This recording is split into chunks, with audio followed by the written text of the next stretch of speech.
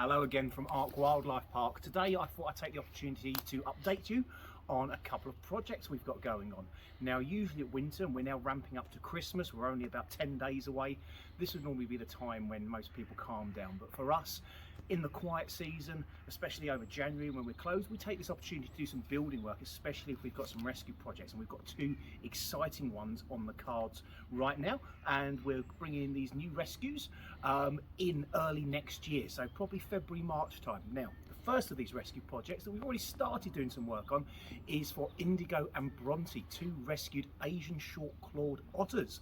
Now, unfortunately, these two otters were found in appalling conditions. They were originally discovered by the authorities being kept in the back of a truck along with a lot of other exotic animals in filthy conditions. Now thankfully they're confiscated and they're nice and safe with our friends at another rescue sanctuary over in Holland, but they can't give them a permanent enclosure, and so that's where we've stepped in, and we're currently converting this enclosure, which if you've been to the Ark before you might be familiar with. It's our tanuki enclosure. Now the tanukis, there's one right behind me here. Don't worry, these guys aren't going anywhere. We've got a lovely new enclosure already built for them, because these two guys here, they don't particularly use the pond that much, so it's a bit of wasted space for them. So instead these guys are moving to a new enclosure that's custom built for them, and the two otters, Indigo and Bronte, are going to be moving into here. But first we've got to make some modifications. This enclosure, although it's tanuki proof at the moment, wouldn't be ideal for otters, so all around this fence we've got to line it with some plastic, just to make sure it's completely climb proof, because otters, despite their sort of aquatic nature that they're famous for, are quite good little climbers. So we've got to ensure that once they're in here they stay put.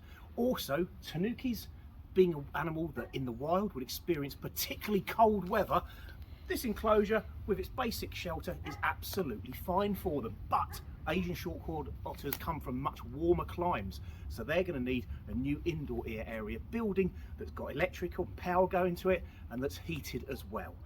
On top of all of that, this pond, it's got some of the famous Boston duckweed on it at the moment. We also need to get that filtrated and running, so we've got to build a little waterfall and a little bit of basic filtration in there as well. So it all comes at a bit of a cost at the moment, but to give these animals the ideal home, we want to do it properly, which is why we've set up a GoFundMe page. If you want to help, go on to our social media page, our Facebook page, and you'll find a link to our GoFundMe page if you want to help rescue Indigo and Bronte. Now, moving on from those two guys, we've got a couple of other rescue projects coming in shortly as well.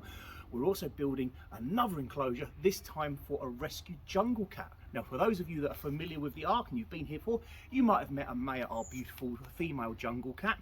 Well, we've got another one, a male coming in, but this guy, he's actually very unique. He's what we call a melanistic jungle cat, and he's all black. Really beautiful, really unusual little wild cat that's usually found in the Middle East, Iran, Iraq, and through to Western Africa, these guys. And again, this guy was being found kept in very bad conditions at a breeding facility in Europe. He's now again safe, but he's going to be joining us in the new year. So lots going on, and keep an eye on our YouTube channel for more updates.